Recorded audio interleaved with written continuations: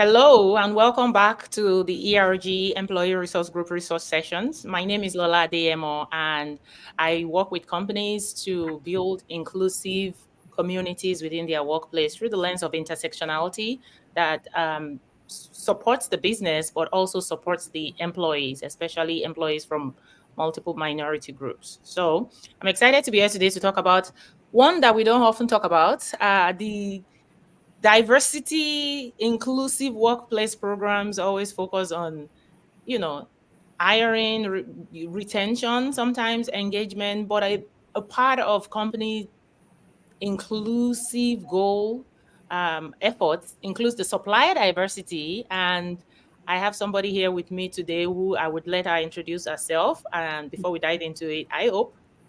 Hi, Lola. How are you? I'm good, good, thank you. I was just telling you that tired a little bit, but we're here. Well, I definitely understand that. Do you want to introduce yourself? What do you do Yeah, and where sure. you located? Yeah, sure. So, thank you so much for having me. Hi, everyone. I'm Hope White. I'm the CEO and founder of HD Dredge and Container Services out of Metter, Georgia, which is coastal Georgia. It's an asset based trucking company. And I'm also the owner and founder of Logistically Speaking Online, which is a C suite online training program designed to teach corporates how to transition out of corporate into the entrepreneurial side of logistics and supply chain. All right. Well, glad to have you here. I'm going to dive right into it and Mhm. just talk a little bit about supplier diversity, which I was sort of kind of getting into. I did work in supply chain and as a supply diversity manager Come couple of on. years ago, and part of this preparing for this conversation, Ope Mhm. and I were kind of talking about what does this program really means? Because for me, it was a huge company, but it was really just me having Right. that title, maintaining that policy, Oh. and maybe doing a few things without any formal training. And yeah, so I had a lot of questions, but being on the entrepreneur side of things, um, just getting people grounded. Supply diversity programs. Okay, so when we talk about a company that has its products that is delivering services or physical products, how do they get the raw materials? How do they get the tools, the everything that they need to deliver their product? So there's Right. a upstream process, right, Yes. for all of the Yes. suppliers that they work with. And so some companies do have a program called Supplier Diversity Program, Hmm. where the goal is that as an organization, we are focused on making sure that our stream of suppliers is Hmm. very diverse. Right. Now, that phrase itself, is simple, but can be interpreted in multiple ways. Our stream of suppliers is diverse. Yes. What does that mean? Yeah. And that's where things get a little bit cloudy for different Yeah. companies. Yeah, for What do you sure. think about that? Hope, do you want to talk a little bit about that? Oh yeah, for sure. So it's no secret I came out of corporate and transitioned into my own business as an entrepreneur. And so one of the challenges I found was getting the attention of large corporations was just getting them given an opportunity to work with them, right? And so after probably about a year and a half of doing my research and networking and things of that nature, figured out, oh, there's a supplier diversity program. That was not something that was heavily marketed that's out there for small business owners. I just kind of stumbled across it after cold calling my eyes out and making all these phone calls and sending all these emails.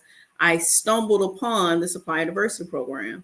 And from my perspective, as a supplier, the Supplier Diversity Program, it's supposed to be geared towards diverse minority individuals who might not have the regular chance or the standard chance to come in because we may not have either A, the financial resources, B, the staffing, or just the reach that some of our competitors have. And so that program is in place to help you scale at a smaller level until you get to the place where you would like to be as a company. Exactly. And I think that's where the problem is, right? Who is it designed for? Who is it really benefiting, right? Mhm. Yes. Because a lot of companies can claim I'm a Yes. diverse supplier, Hmm.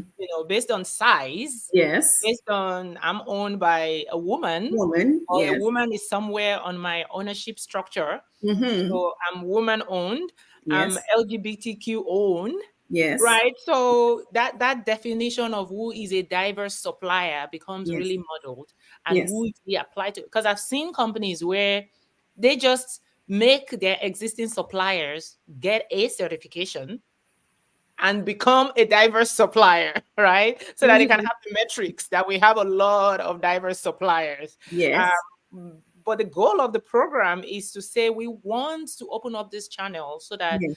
businesses, business owners that don't have a chance to compete, as you Yes. said, I love the way you put it. I don't have a chance otherwise, or even the Mhm. network or the Mhm. resources to Mm-mm. compete and do business, That's are correct. able to be offered that opportunity. And I Yes. think that funnel itself is sort of, how do you make the people that need to be part of this program, how do you make them aware of the program? Yes. How do you network that out there? I think for me, I probably would have um, gotten a lot of the hurdles out of the way had I known about the program up front, like as entrepreneurs, if supply diversity was coming to us for some of Right. those needs and opportunities that were there. It's enough, yes, you put it on the website as a portal for us to register, and you may even show up at a conference or two, but where else do I find you?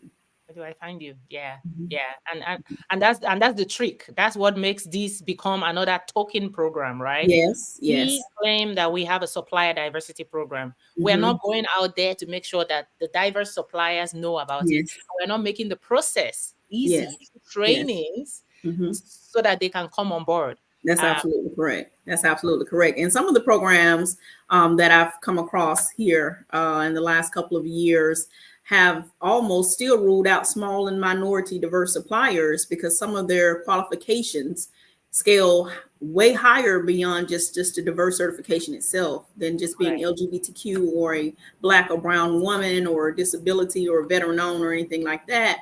Now they're wanting capital resources to reflect a certain amount or assets on my side in trucking to reflect a certain amount. And if I'm a small business, I don't have 50 trucks to start. Right. Yeah. Right. Exactly. That's not a And small business. yeah, that's not a small business, exactly. And so we have a question here with Yes. Wendy is asking, what's the best way to get set up as a supplier for organizations? And I think Yeah. that's what we're talking about. Each Yes. organization kind of takes their own approach to this. Yes. A lot Yeah. of times you don't find out about it until you go to them. Then they say, go through this link and Yes. Yes. register. Yes. So the Right. most common way with most supplier diversities, Wendy, to answer your question, is on most corporate sites, and I found that to be with if they're publicly traded sites. Publicly traded companies have what's called a supplier diversity registration portal that can be found on the website. It's either titled Supplier Diversity or it's titled Become a Supplier or Do Business with Us. Yeah. Yeah. And that's where, the qualifications kind of come in, and you have to go through the process to be Yes. qualified before you Absolutely. even start to bid on like Yes. jobs and Yeah. offers. Yeah. Some of those portals are, oh my goodness, very, as you say, muddled. Some of the questions can be very intimidating when you're first getting started.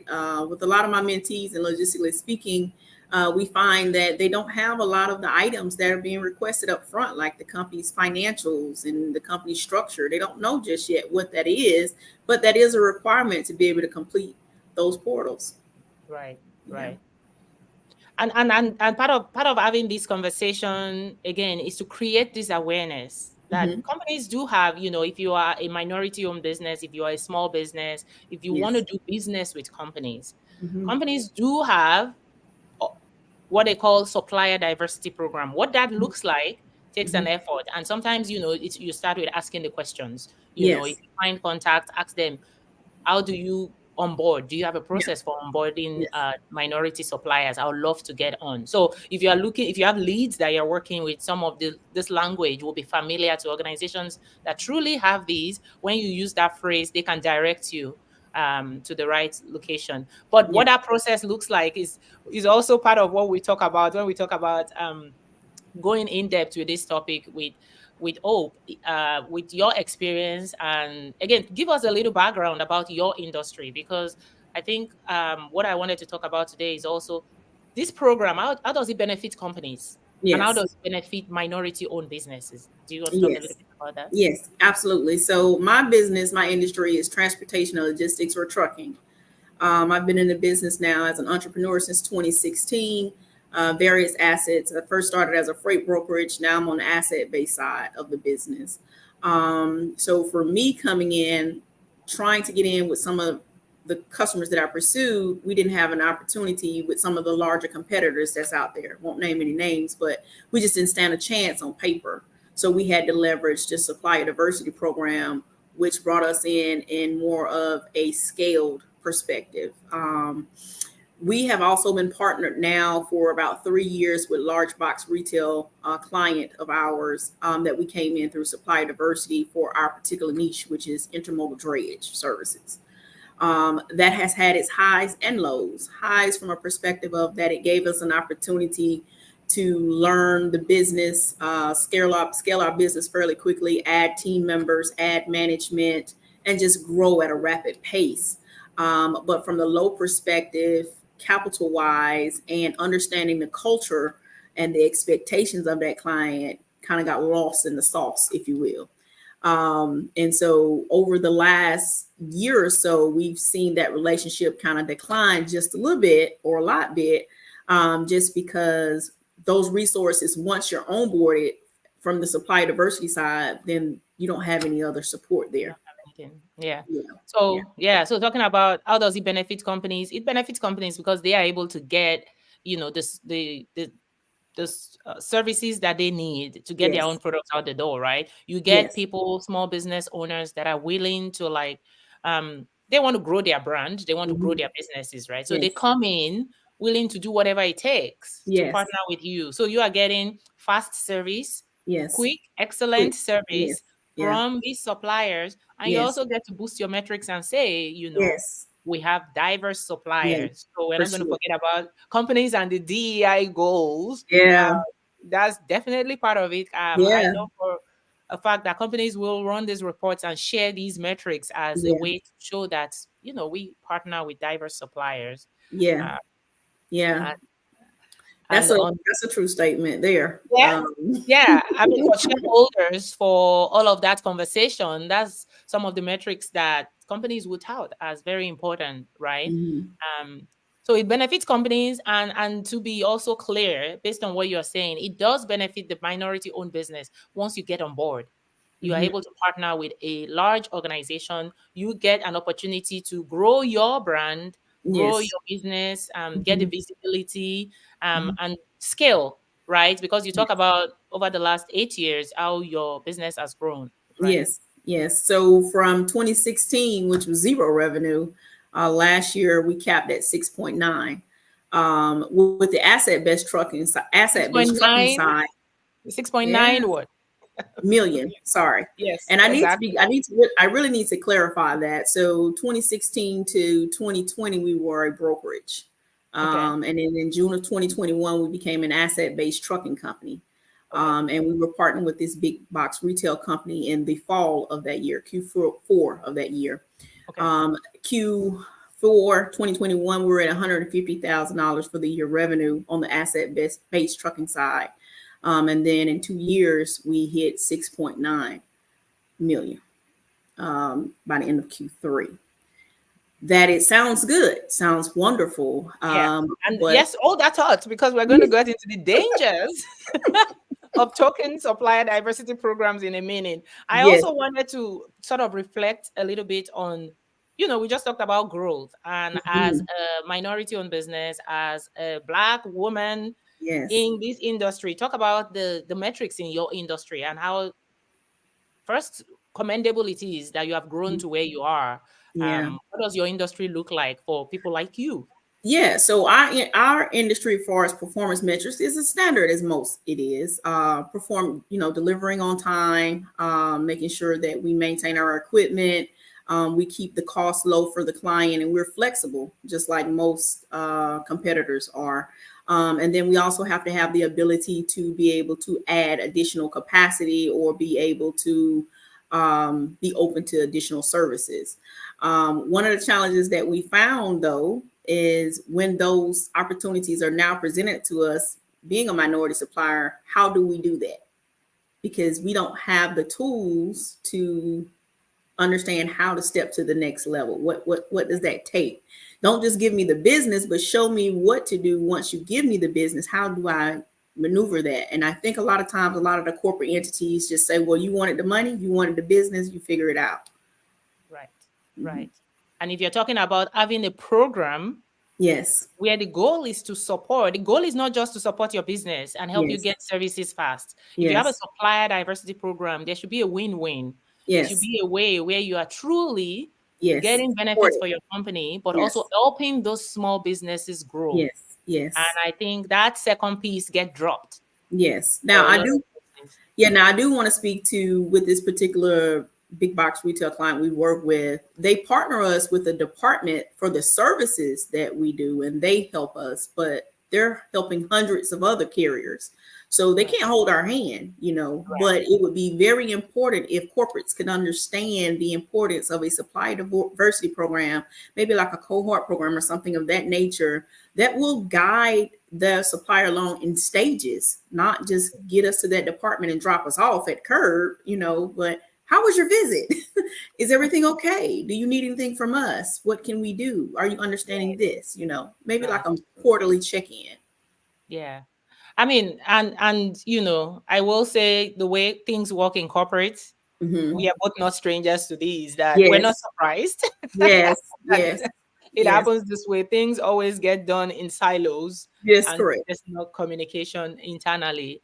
So correct. part of hosting this conversation is creating awareness, letting Absolutely. people understand that just hearing the phrase, we have a supplier diversity program Mm-hmm. as an organization doesn't mean Mm-hmm. they are doing it right or Yes, it's robust enough to support the businesses. And yes, so sometimes there's real danger to a small business, especially when we're talking about minority owned. So yes. let's talk about that side of it, right? What are the dangers of token supplier diversity programs to Ooh, minority owned businesses? token is a word. You hear me? So some of the dangers are they can give you so much business that it flips your ship. You float, you know, it sinks your ship. I mean, you get so much capital. You don't have, first of all, as a minority woman, we are 0.01% getting funding out here. We don't get capital resources. So I approached my bank and several other institutions with the numbers that we're doing that I just described to you, and we're still seen as a risk in the industry, right? So some of those opportunities in these programs where you're given all this business can essentially tank you. That's the first thing. You can grow too quickly. Basically, for us in trucking, we were outrunning the money. We were performing so well, but then the money was not there to keep the operation afloat. Right, And it essentially we right, ran into a brick wall, is exactly right. what happened. Yeah. And The Go And ahead. I also have some perspective about these with my IT consulting company. And we Mhm. talked about this a little bit, how it might differ in an industry where the Yes, pay is steady, yes, right? Because yes, we, Sapient Logic, we serve government at yes. the Department of Defense space. And some of that is, even though, you don't have the cash flow, you Hmm. know that the cash is coming. Right, Right. But when you're talking about a private right, industry where the cash is coming yes. or it might not come. Right, right. No, the cash does not come. And so for me in my industry, you get what's called a factoring company. And that can definitely be beneficial sometimes. And then at the same time, you're basically getting a payday advance on your money. So Right. then that's a liability that you're taking on as a company to be able to do business. And there's a Right. loss there as well. Right. Yeah. Because there has to be, so that works. And factoring is also something that I discovered. Discovered is the word, right? As a Hmm. minority owned business, is like you're playing catch up, you're struggling to play catch up, and then Yes. you're hitting brick walls, and then you're getting easy Yes. money to try and support Yes. these jobs. And then you figure out by accident that, hey, there's something called factoring, Yes. where an invoice that you have issued a client, Yes. and is going to get paid, you can get a payday advance. That Yes. works in an Yes. industry where the pay will come.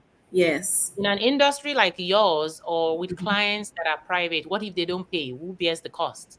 Yes. So if you don't pay, then that limits the amount of resources you have available Right. to basically keep your operations afloat. You don't have the necessary money. So just giving a number here, if your client has bestowed you $600,000 worth of business for the month and you only have $150,000 credit line because your client may be behind on paying the receivables with the factoring company, then you technically are in the hole. You're in the red and you can't pay your carriers, you can't pay your payroll and whatever other expenses that you have. And so you eventually end up hitting a brick wall. Now, most people would say, well, why would you stay with a factoring company so long? Or just the nature of our business, how much volume we do, it's almost a necessity at some point. But I do think that when you work with a corporate and they give you this type of opportunity, you should have a better strategy or plan than what we probably did to come out of factoring and not just rely on it 100%. Yeah. Yeah. So we're talking about supplier diversity program. We're talking about growing as a small business owner, right? As a Mm-hmm. small business owner, you want to grow your business, and this is where the business Yeah. 101 that is not so 101 that Yeah. might be a struggle for small businesses comes in. You need cash as you're scaling on delivering services or product to your client.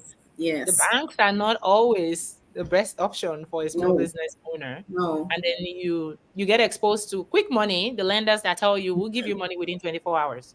Oh yes, hard money loans. Yeah. Yes, but it's Yeah. so expensive.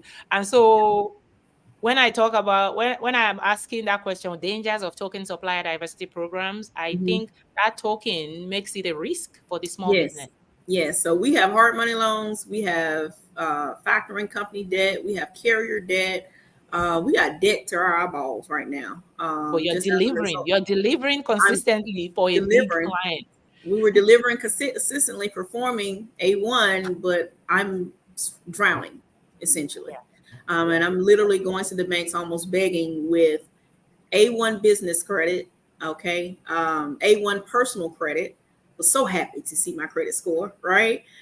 Paying all of my bills on time, paying my carriers on time, and here we're presenting to the banks and financial institutions a business plan, projections, contract with this client, and cannot get what we need to be able to sustain. We were able to obtain some capital, but it was not enough. It was only a drop in a bucket compared to what we needed to be able to stay afloat. to stay afloat. Yeah.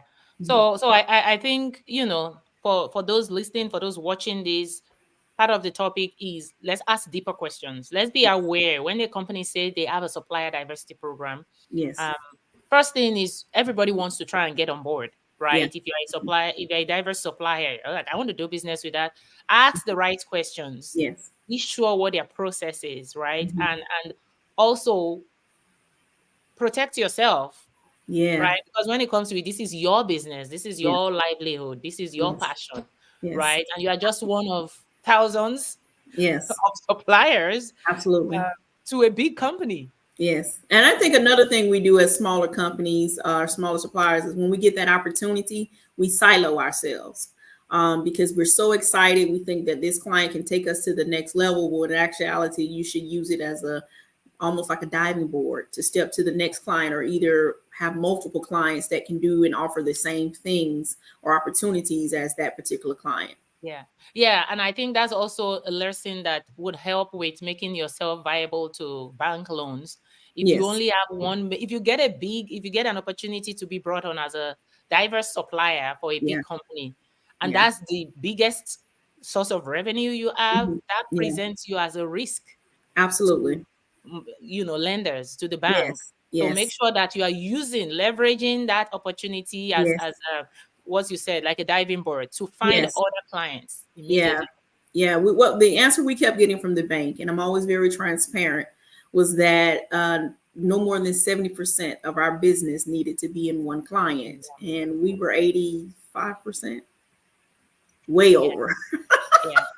So So, yeah. you can rest just because you have Yeah. one corporate client Yeah. doesn't mean you are out. In fact, Yes. you're actually at risk. You're in troubled waters. You need Yeah, to spread it out, right? yeah, Yeah. yeah. Yeah. And yeah, so protecting your business and helping ask questions. Yes. Because that's the next question I was going to kind of, ask Mhm. to wrap this up. Again, Mhm. this is a conversation in 30 minutes. Yes. This is the first stage of multiple Yes. conversations, because one of the Absolutely. things I've also been doing is doing research and Hmm. reading up on the supplier diversity side of DEI. So Hope and I will be back, but Oh, for sure. I wanted to tie this back to employee resource groups and Yes. DEI leaders and the people that Yes. are doing the work internally. Hmm. I don't think this is an aspect that ERGs and DEI leaders necessarily focus on. Hmm. But how can they be part of this? Apart from awareness, which I hope that people will ask more questions about the supplier Hmm. diversity programs within Hmm. their companies as a result of this conversation. Is there any way that you think ERG leaders and DEI leaders can also support this? Absolutely. I think the implementation and creation of cohort programs that are structured around truly the growth and success of that minority diverse supplier in their company is very important. I think it needs to be scaled over approximately 12 months, not just maybe 90 days or 6 weeks or 8 weeks, which is typically the standard in the industry, but understanding how those type programs can really truly benefit your supplier in the long term. Yeah. Ensuring that ERG partners or resources inside these companies take it to those departments that are critical for these minority suppliers to understand that they will be much more successful if we truly work with those suppliers, because we are going hard. We're gonna hit our metrics. We're gonna Yeah. go above and beyond. So why not pour back into us as we're pouring into you? Yeah. So yeah, I mean, and absolutely, and I think that that's the key, right? Yeah. Having these group of champions Yes. internally, they Yes. need to be aware and be asking the right questions, because Yes. the ERGs are representative of those minority suppliers Hmm.